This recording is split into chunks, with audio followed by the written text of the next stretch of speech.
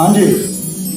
Doctor साहब 100 रुपए की दवाई रोज़ाना ले रहा हूँ लेकिन कोई फ़ायदा नहीं हो रहा। 100 रुपए की दवाई रोजाना ले रहे हो लेकिन फायदा कोई नहीं हो रहा। ये तो कोई मसला ही नहीं है।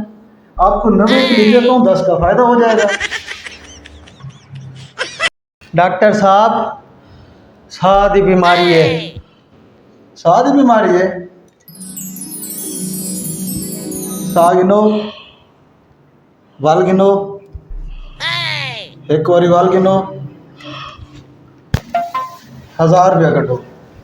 केड़ी शायद सा गिदा तो है डॉक्टर साहब मुझे खांसी थी तो आपने मोशन की दवाई क्यों दे दी? वो इसलिए कि तुम खांसने से पहले 100 बार सोचोगे। डॉक्टर साहब मैं दिन ब दिन मोटा होता जा रहा हूँ तो इसकी कोई दवाई पता है? आप ऐसा क्या करें, सुबह नाश्ते में 2 रोटियां खाएं।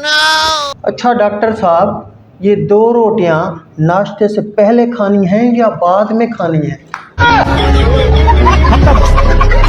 डॉक्टर साहब मैं दिन ब दिन मोटा होता जा रहा हूँ। तो गेम किया करो ना। गेम तो मैं रोजाना करता हूँ।